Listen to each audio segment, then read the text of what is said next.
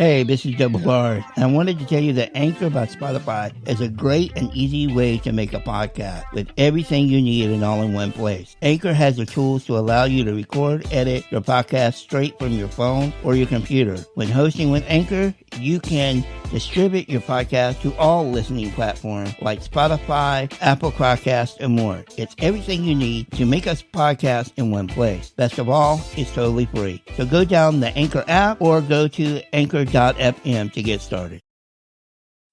This is the Let's Roll Podcast with your host, Double R.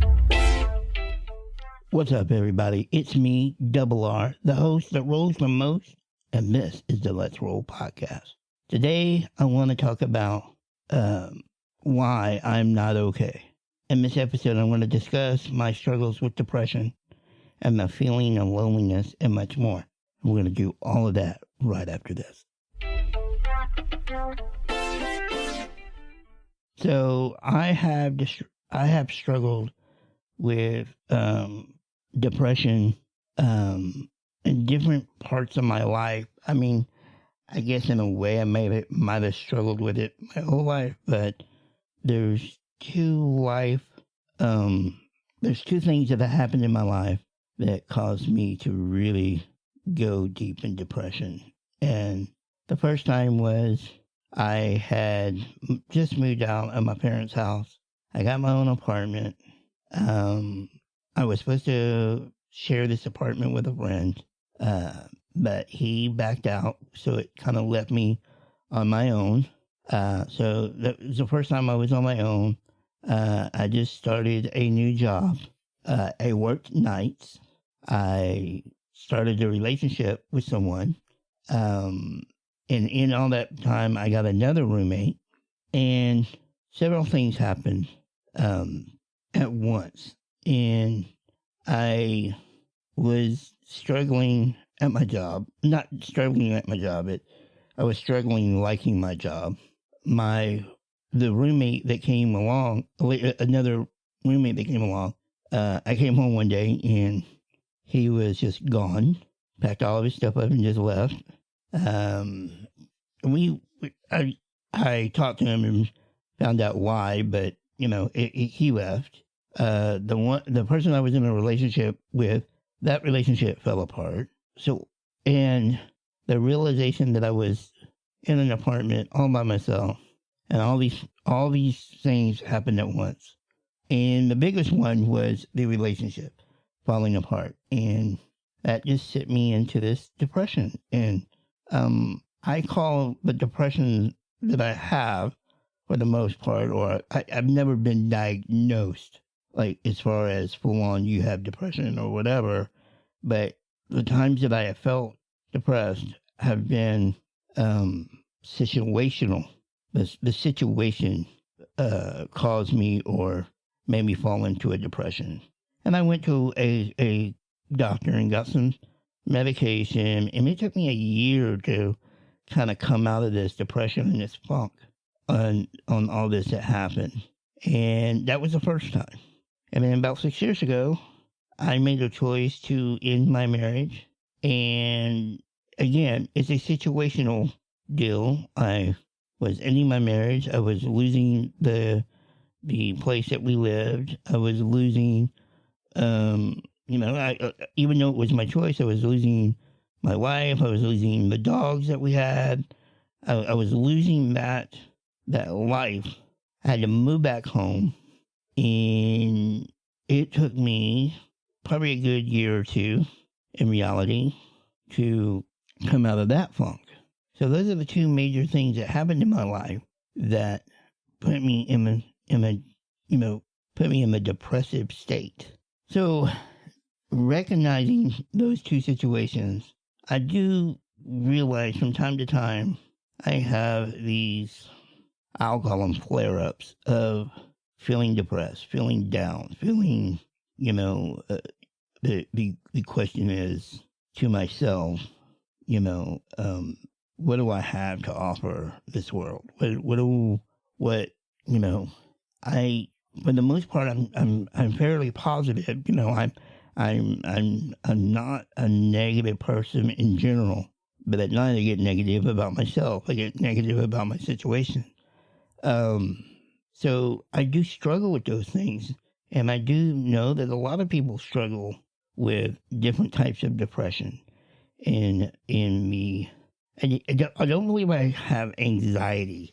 I mean, at least I guess I don't call it anxiety, but I don't have anxiety as in, like, I don't have this overwhelming anxiety. Like, there's times that I feel like, I have anxiety of something that's coming up that I got to do, or the first time I think I really felt like an overwhelming feeling of anxiety was when I first got my new power chair and I went out to get in my van. And before, and I've said this in other episodes, I had a manual chair, so I had a hard time going up the ramp in my manual chair. Coming down wasn't really an issue. Sometimes it was, but not really. But now I got a power chair, and as I've stated before, like getting a new wheelchair or something new, it's just like somebody giving me a new pair of shoes. They got to get the feel of it, kind of break it in, so to speak. So I wasn't used to the power chair yet, and I went out to go practice on getting into my van, and I pulled up to the ramp, and I just kind of froze and went, I can't do this. There was so much anxiety and just an emotion of, I can't go up this ramp. I just can't do it. And I just didn't do it. Now, since then, I've gotten over that fear, gotten over that anxiety, gotten over all that, so now I can go in and out of that van, no problem. But there are times that even when I still go up in the van and come out of the van, I kind of get worked up a little bit, like I'm kind of unsure of it. So I guess that's the only anxiety, recognized anxiety that I feel. The only other times that I think I feel anxiety is, I'm a mobile DJ, and when I book an event, it's like months away, before the event comes, but I've already booked it. And leading up to that event, I'm okay. But the day of the event, all this anxiety starts happening because I gotta make sure I get all the stuff, make sure I pack all my stuff and find people to help me and so on and so on. And when I, all the way up until the event, I'm just kind of dreading it, like, oh, I gotta do this. I mean, just the overwhelming feeling of making sure everything is right, everything is going good, blah, blah, blah. Once I'm there, got set up, and the, we'll call it the anxiety part is behind me, then I'm okay. I'm having fun, no big deal. But leading up to it, man, there's just so much overwhelming stuff going, and it gets to a point where, I really don't want to do it. So I struggle with depression. I struggle with anxiety to a degree. And both of them are not a constant. Like, I'm not constantly depressed. I'm not constantly have anxiety. But I do recognize that I have it from time to time. And what I want to talk about next is the overall feeling that I have, and that I mainly have it at night. And I'm going to talk about that right after this. So my overall feeling that I pretty much have all the time, not all the time, but just mainly at night, is loneliness. My loneliness comes from probably the fact that I feel like it's more of a relationship type deal, I guess. I don't like to be alone, and the overall thought of I'm probably going to be alone for the rest of my life, the way I feel sometimes. And that really hits me more at night because it's quiet, not a whole lot going on, and it just leaves you kind of alone in your thoughts type situation. So loneliness really hits me hard at night. And, I've been married. Even when I was married, there was a lot of times I just felt lonely. Like I shouldn't be lonely. I have a wife, and I love her, and she loves me, and There were just times that I just felt either loneliness or just felt alone, period. And I've always struggled with the fact that, and I guess it's just, you know, it's part reality, part like not getting out of your own head. But when it comes to having somebody, having a relationship, and, I have only had very few experiences with having a girlfriend or being in love with someone or, again, being married. And all of those relationships didn't work out. Now, could it have been because my own doing, like something I did that I don't realize I'm doing, or my expectations in the relationships don't work out the way I thought they were going to work out? It could be a combination of things that I don't realize. But I constantly feel lonely in loneliness. When I go out, I really don't like to go out very often by myself. I want someone to hang out with or somebody to be with, not in a romantic way or a relationship way, just having somebody with me. I don't like to do a lot of things by myself. Even this podcast sometimes is a struggle for me to get on here and do episodes without anybody else. Because I, in the back of my mind, I think, who really wants to listen to me talk? Who wants to listen to me ramble about different things? Now granted, I do listen to other podcasts, and I enjoy them, and people ramble and tell their opinions and stuff. So, but when I think to myself, like, who really cares what I have to say? Am I entertaining enough? Am I this or that? And I really much prefer to have somebody else here, to have somebody to talk to play off of. And part of it's not necessarily the loneliness, but it's just, I don't want to do it alone. I just don't want to be lonely. That's my biggest fight with myself, is just being lonely. It's just a constant, thing inside me that's, I guess you could even say there's a part of me that just feels like, to a degree, unloved, which I know in reality that's not true.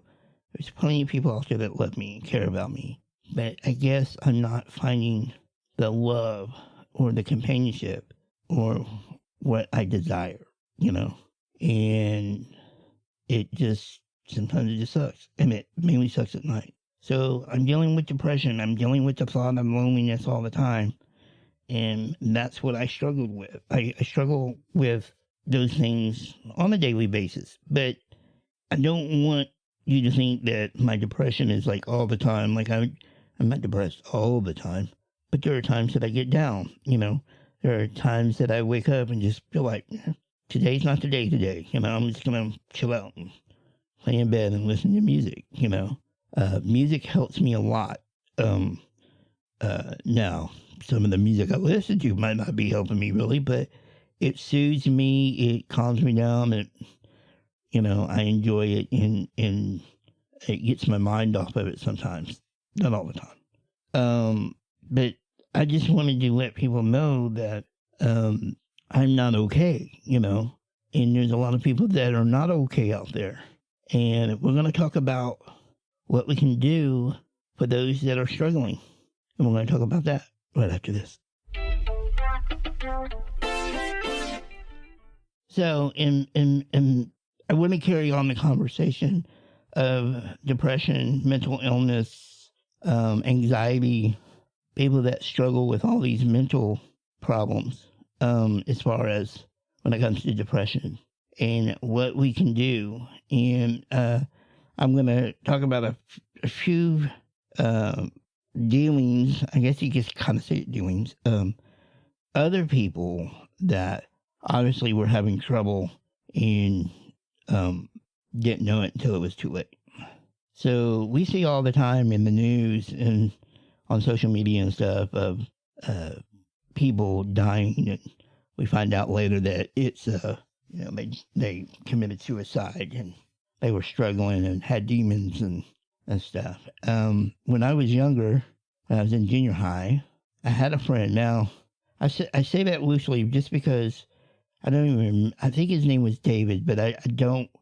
I don't even remember now what his name was. But at the time, we were classmates. I mean, we weren't like super duper duper best friends, but I guess at the time you could say we were friends, and we talked to each other in school and talked to each other out of school. Like on the phone. But again, I barely remember. Like really, really having a friendship. I don't want to sound like, terrible or something like that, but I remember having friends in school, but they were basically friends in school. Like, didn't hang out with them outside of school. So this friend, and I'm going to call him David because that's all I can remember is his name might be David. I was at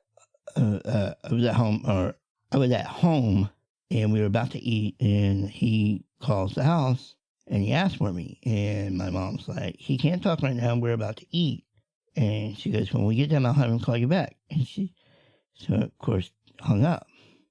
Well, I got done, and I forgot to call him, and didn't even think about it. And next day, I go to school, and I think I go to the first two classes, and I think by the third class, they call me to the nurse's office.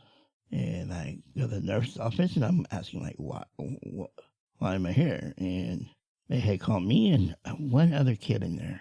And they told me and this other kid together, David killed himself or committed suicide.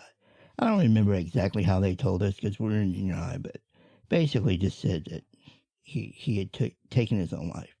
And they wanted to know if we knew anything leading up to that. Like, did we know if he had any struggles or anything like that? Of course, I just said, well, I kind of know him, but I don't really know him that well. And I didn't see anything or expect it, I didn't suspect anything, So, come to find out later, I believe he hung himself with a Venetian blind cord. At least that's what I heard. I don't know if it was true, but I do know he committed suicide. And then my ex-wife, when I met her, she had been struggling for the last 2 years because she had her best friend / boyfriend also commit suicide. And she was going through that when I met her. And then when we were together, I believe her neighbor across the street, he also suffered from depression and struggles, and he took his life. So the reason I bring up those deals is that you don't know who's struggling and who's not. And you take for granted that everybody's okay. Everybody's doing okay. And you find out too late that they weren't doing okay.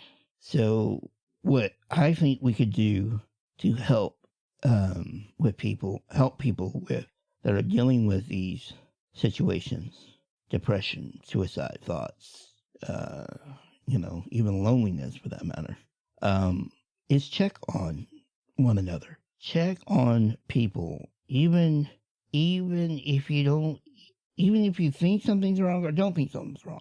Check on your friends. Check on your family. Check just periodically. Just, hey, what's going on? Just check with them. Be observant when you're around them to see, struggling. Be a constant reminder that they matter. Be a constant reminder that you love them and you care about them. And help them find help. There's all kinds of help out there. And just, again, check on that person. Just be there for them. One of my biggest, I'll say complaints in general is, I'm in a point in my life that I'm not working. I don't have a lot going on. I have a lot of free time, so to speak. And I know a lot of my friends and family and all that, they got lives, they're working, they got families, blah, blah, blah.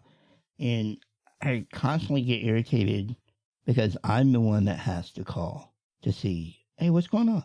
Like, very rarely do any of my friends call me just out of the blue, just to see how how I'm doing, how's it going. I blame a lot of that even on social media. I mentioned it in a past episode that there's good things about social media and then there's bad things about social media. And I think one of the bad things is that we lose that personal contact and socialization in person because we're so conditioned now to, well, if I want to know what's going on in, my brother's life or a family member's life or a friend's life, I just go on Facebook, see what they've been posting lately. And we take the part out of calling somebody or getting together with somebody, or we just get to a point that if we want to know anything, just go check social media, and that's good on one hand, but bad on another. And I just think that more people need to be more conscious of, hey, let me call my friend, see how he's doing. Let me call my family member, see how they're doing. And in recognizing when they're struggling or having a problem, or it would mean more to someone that you call just to check on them than it does. It's better for you to call to check on them than it does for you not to. Because then you get to the other person gets to a place to where, well, nobody calls me, nobody's got the time, nobody wants to hang out, nobody wants to do any of this, and they just start getting deeper and deeper down that rabbit hole. And next thing you know, it's just too late. And then you regret all the things that you didn't do, and then you start recognizing the things that you saw. Like you start to realize, oh wait, I see now. I see why, you start recognizing things that you're not recognizing at the present time. We all take for granted, that people will be around forever.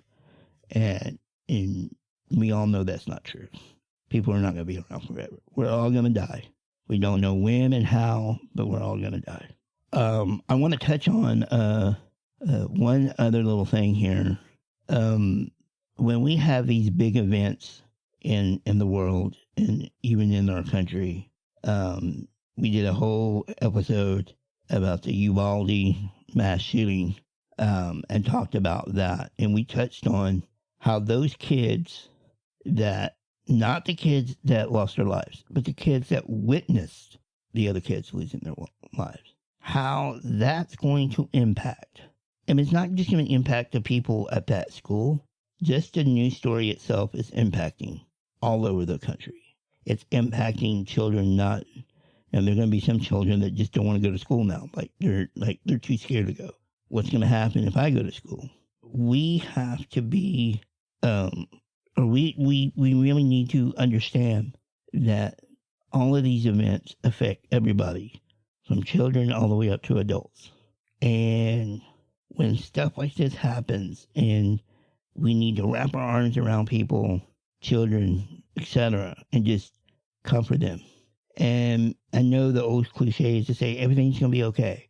Well, I'd rather say, instead of everything's going to be okay, we're going to get through this, and we're going to get through this together. There will be a brighter day coming. We just have to get through the rain, we just know that different events affect the society and affects people's mental health. When we went through the pandemic and it shut down and everybody was, for the most part, stuck at home, almost for a whole year. Well, generally a whole year, we were stuck at home and limited to what we could do and where we could go. And for me, that's not really that big of a deal because I'm always at home. I didn't go out, or I don't go out very much, really. And part of the reason I don't want to go do things by myself, but I'm used to it. I didn't have a problem staying home. No problem here. Just another day. But people that are used to getting up and getting out and going and doing, and their lifestyle changes for a short period of time, then over time, it starts to weigh on them mentally. And they struggle and they don't understand and they don't know what's going to happen to the world, and are we ever going to get through this? And then And then that kind of passes, and then the next thing happens, and now we got to deal with that. So this world is very hard to live in. But if you can, keep your head up. I try to keep my head up. I try to be positive. I try not to dwell on the negativity. I try not to even dwell on my own negativity. It's a struggle sometimes, but I do my best. So if you are out there and you are struggling and you need help, call the National Suicide Prevention Hotline. It's available 24 hours in languages in English and Spanish. The number is 1-800-273-8255. Or you can go to the Suicide Prevention Hotline or Lifeline .org. There's also another great service out there that if you don't have the professional help in your area, or you're limited to if you can drive or get somewhere, you can also check out BetterHelp. Now, they're not a sponsor, but they are licensed professional therapies with with a licensed therapist. That is at www.betterhelp.com. Those are two resources that you can reach out and get help and talk to your primary care physician if you are struggling with something like this. They can prefer you. You just try to get help and find somebody you can talk to. It doesn't necessarily have to be a friend or a family member, but somebody you're comfortable in talking to, and then the person that's there for the other person to talk to, to get their feelings out and just listen. Like, don't judge them. Don't, just listen to them. Kind of give them positive feedback. And to always remember, just breathe. If you're breathing, you're living.